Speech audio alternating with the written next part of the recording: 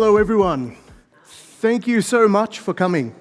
Thank you for having me. And it's more than enough to say it is one of the greatest pleasures of my life to be here with you wonderful people in such a beautiful city. I hope you've all had a chance to take a look at it. If you haven't, before you go, please try and make the time because... Okay, so, as you can see here, I'm Bolero from Orchestra Finance. I'm not going to talk about Orchestra Finance just yet. First, I want to tell you about my grandfather. He was European. Every year, twice a year, he'd come to Amsterdam because he loved this city. And every time he came back to Australia to see me, he'd bring me a handful of coins from one of these nations in Europe, pre-Euro. And I love those coins. They were from him. I couldn't spend those coins. I could do nothing with the coins but look at them. They were just a novelty, a curio. But they were cool, and I loved them, and I added to my little collection every time I saw him. My grandpa, he was strange. Not in a bad way. He was just a bit of a weirdo. The reason I say that is because he was a medalist as a gymnast, but he was born legally blind. He introduced me to literature, Grapes of Wrath, for example, War and Peace. He was illiterate until he was an adult. So I have a lot of respect for him because he overcome a lot of challenges. Oh, there we go. Okay, so now I'll get you some background here. DeFi. You probably know what DeFi is by now, but if you don't, it's a decentralized finance. It contrasts traditional finance, which is basically your mints, your reserves, your banks, and the bodies that govern those. DeFi, as we said, is decentralized. There's no central point controlling everything, holding all the cards, making all the calls. It's spread out to various people in various places, and anybody who uses a DeFi system adds to that. They become a part of the decentralized system. It's peer-to-peer. When I say that, I don't mean peer-to-peer as in you're going to haggle with somebody about how many beans they're going to give you for your cow. It's not quite that. What it is, though, is programmatically, over the internet, we're able to trade our goods or our tokens, or whatever it might be, directly with somebody else without the help of somebody as an escrow. It's borderless. As I mentioned, my grandfather, he was from Europe. I couldn't spend those coins that he'd bring me, no matter how much I wanted to. There was just no call for it in Australia. But on the internet, using these tokens, using these cryptocurrencies that we all have access to now, we can make these trades, we can make these exchanges across borders. It's non-custodial. Nobody holds on to your valuables but you. And that's very important. And it's unbiased. So to bring up my grandfather again, he was an immigrant to Australia. He brought his young family over in the hopes of a better life. What did he find? He found that his skills from Europe didn't transfer over to Australia. Not because they weren't applicable, because they wouldn't be allowed. He didn't have the right licensing. He didn't have the right people to call up and say, yeah, he's a good guy. Because the language barrier, because the distance, the technology wasn't there. So he worked as a blue-collar class worker. And unfortunately, that meant he had less pay than he would have hoped for. And it also meant he got a lot less respect. So, after he saved up enough money so that he could put down a deposit for a home, he went to the bank, his bank, he had a meeting with the manager and he said, I want to buy a home. Here's the money that you need. Please, support me. Let me buy this home for my family.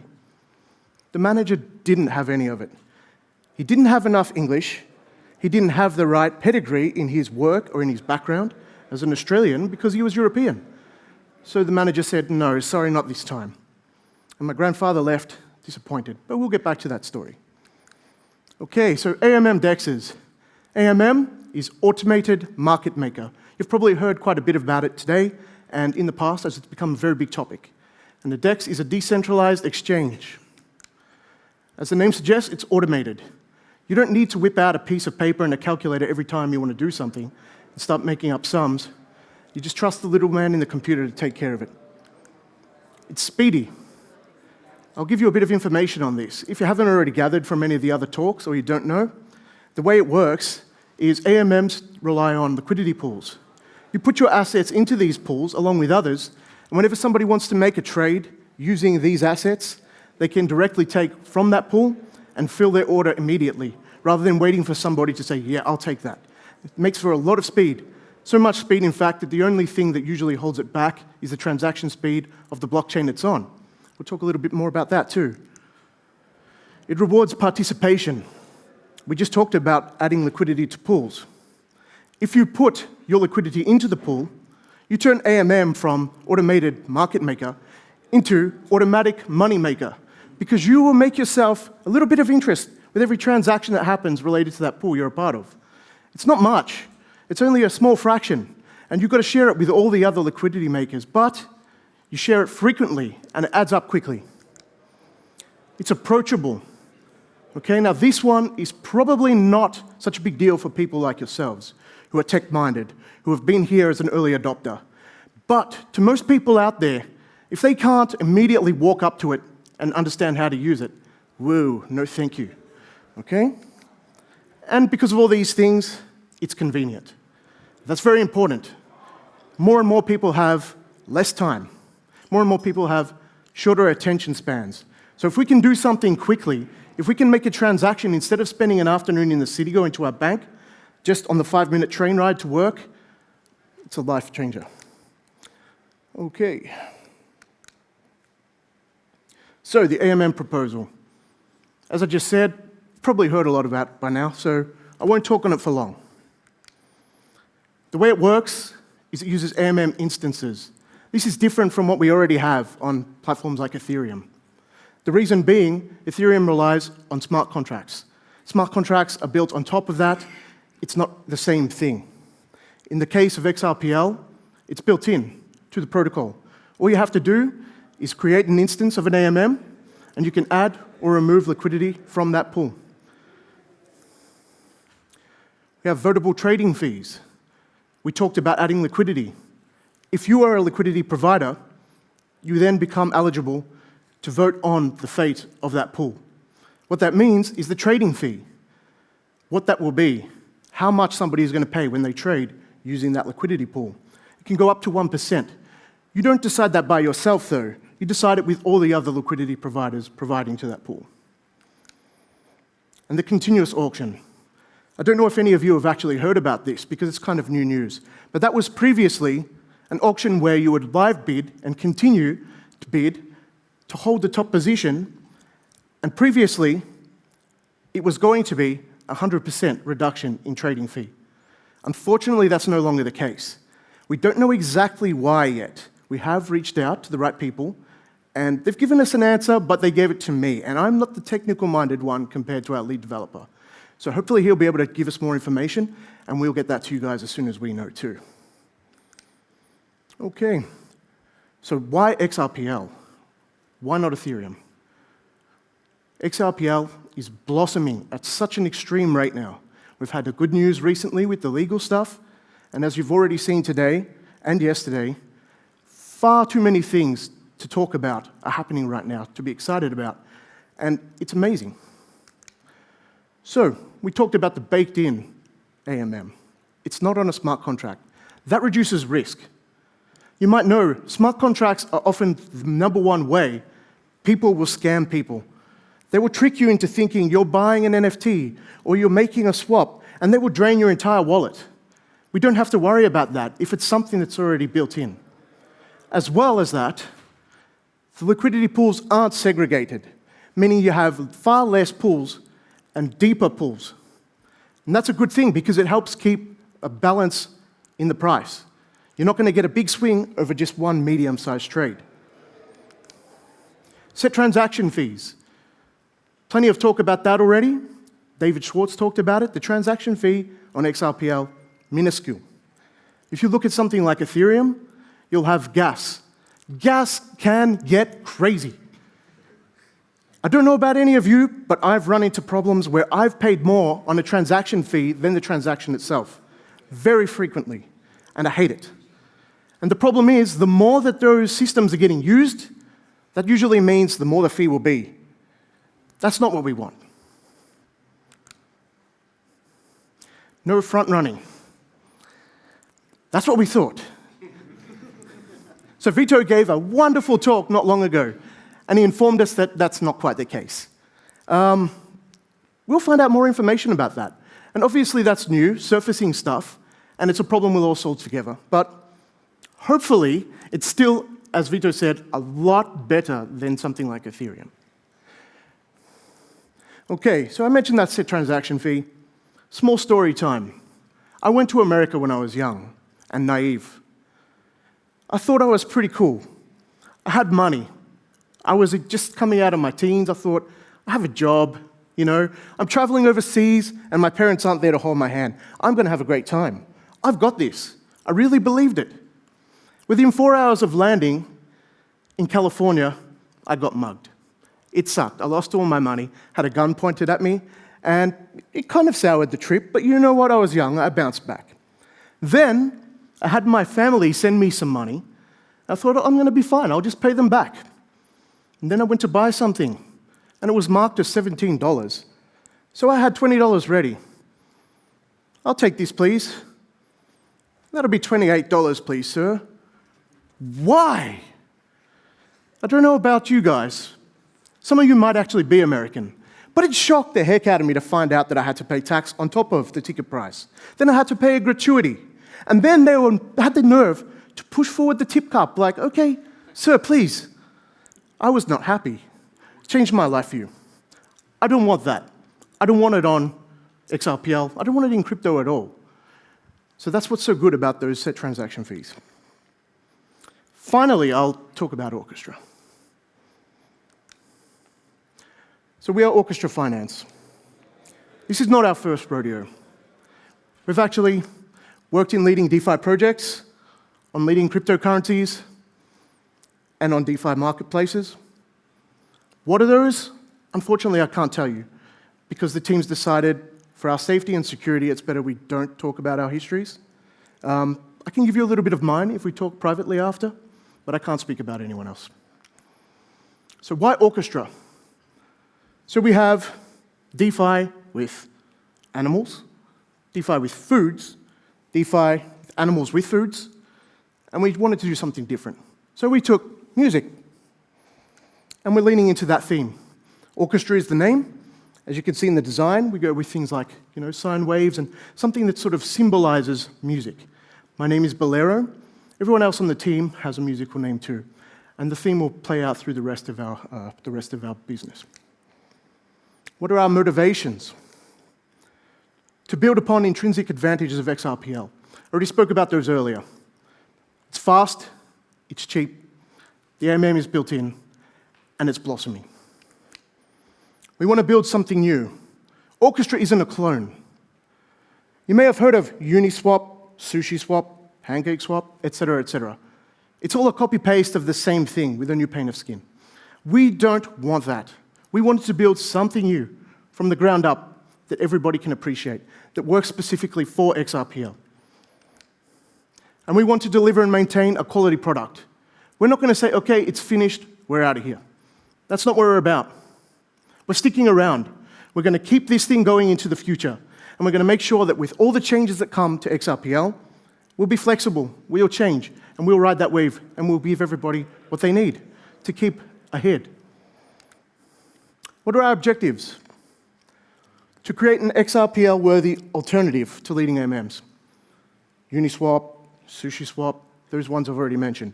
We want to be mentioned in the same breath. We want everybody thinking, okay, this is the place to go on XRPL. We want to provide an intuitive, pain-free user experience.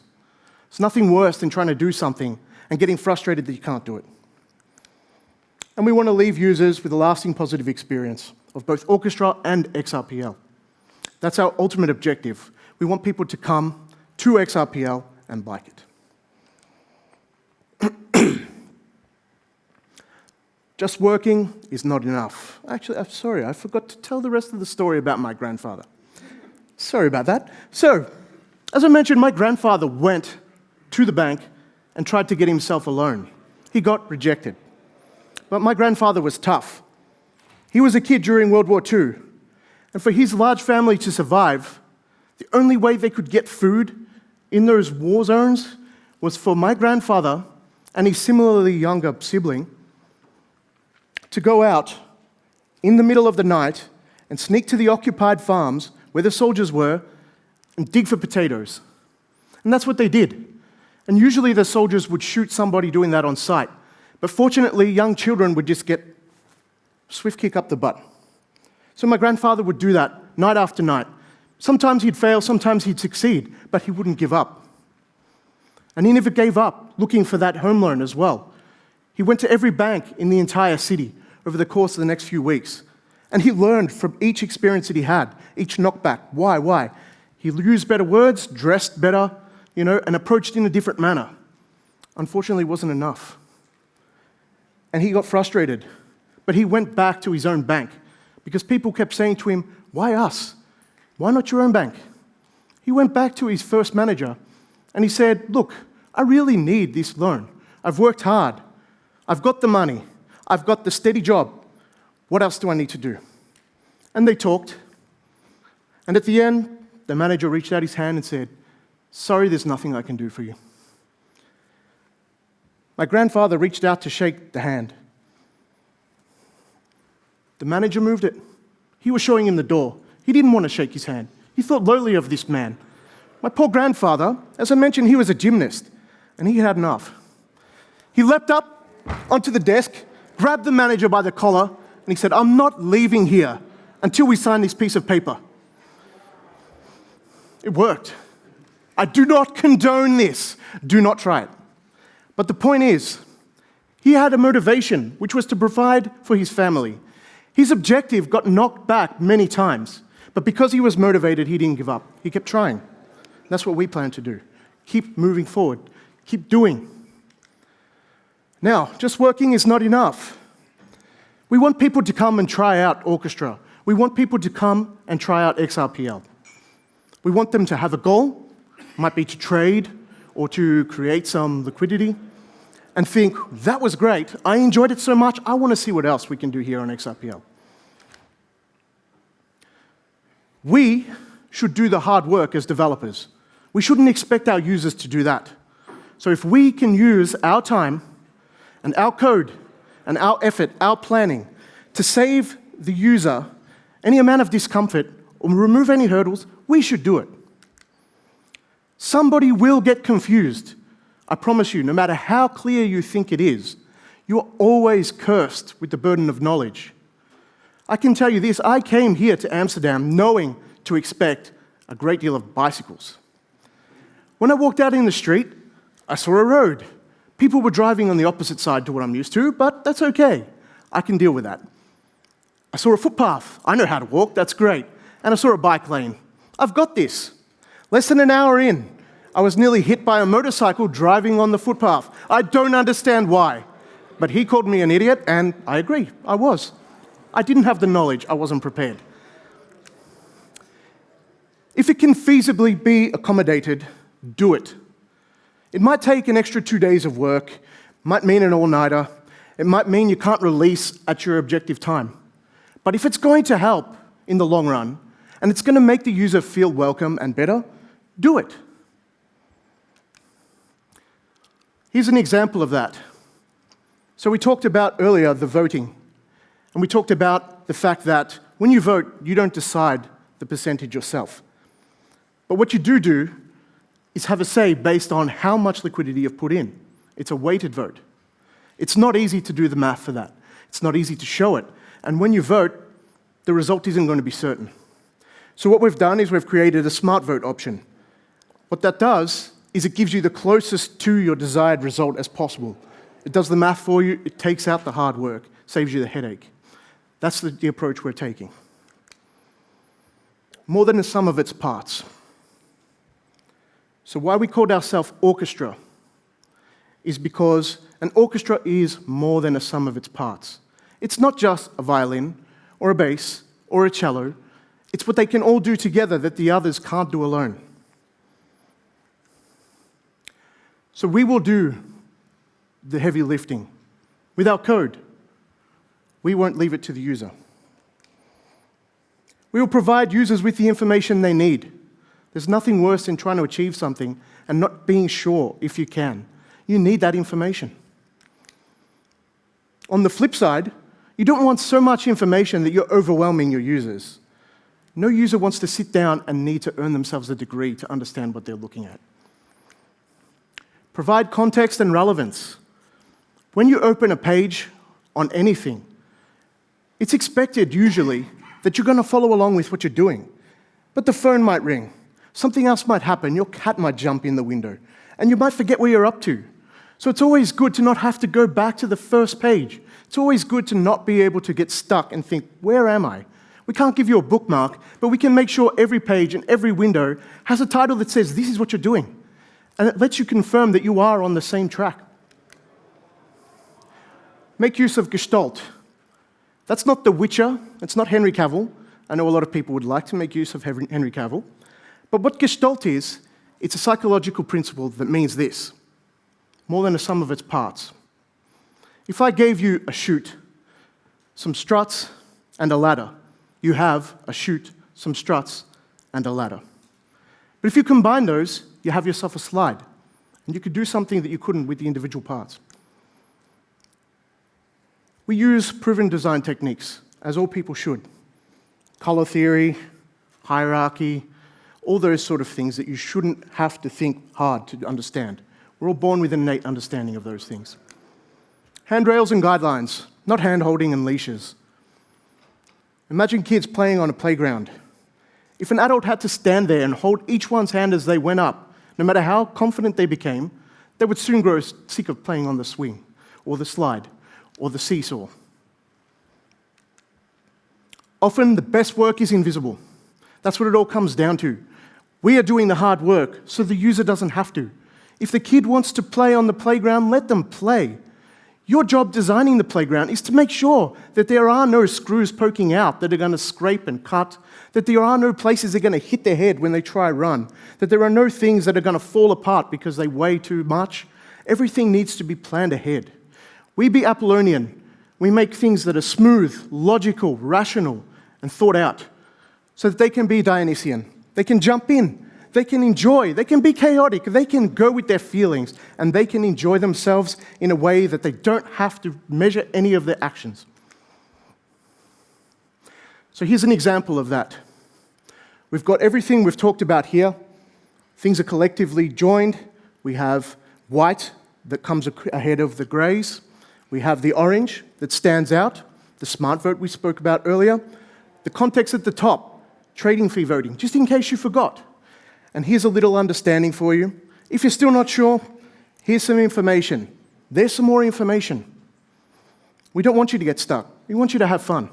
And when you're all done and you're not sure what to do next, the big obvious button that says exactly the verb that you're doing, vote. So what's next? We want to continue supporting Orchestra. We don't want to just leave it out in the wind and move on. Limit orders.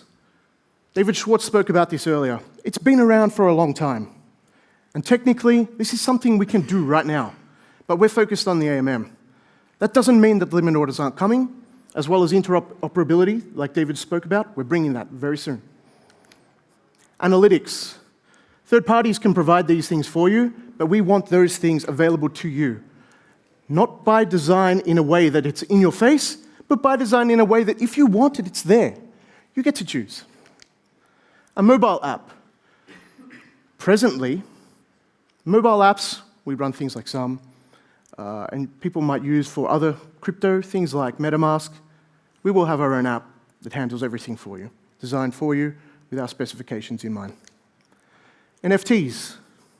It's only a small thing, but for OGs, people who pick up Orchestra Finance at release, we'll have a special reward for you, an extra special reward, should I say, a rare NFT just for you, just for the original people. No one else will get them. After that, though, who knows? We haven't thought that far ahead, but sky's the limit. Open source. Unfortunately, straight away, we won't make everything open source. We want that little advantage. We want that exclusivity. But after a period of time passes that we're comfortable enough, that we've established ourselves, we want to open source for everyone. We want everybody to be able to check the source, feel confident in the source, and build upon the source. And if people want to go ahead, clone it, it's a free world. It's decentralized. EVM sidechains and hooks, we're still not sure where those things are going. They're not out. They're not available, completely available to us just yet. So take it with a grain of salt. Just a grain, though, because most of this, as we've seen in other talks, it seems pretty solid right now. And more. Yet to be decided, yet to be at least announced. So, all right, so thank you very, very much, everyone, for coming along.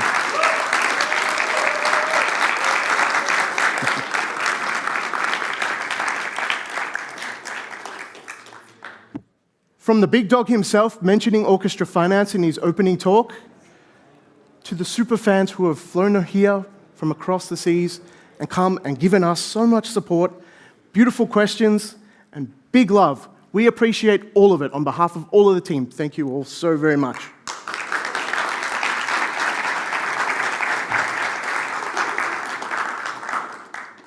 If you'd like to visit orchestra.finance, you can check out Orchestra Finance in its testnet release right now. With one caveat, it's not available on mobile phones yet. So please, take a look, give us feedback, let us know. We are building this for you, not just for ourselves. If you have an idea, give it to us. We are very happy to listen. Thank you all so much. Round of applause for you all for coming today. Thank you.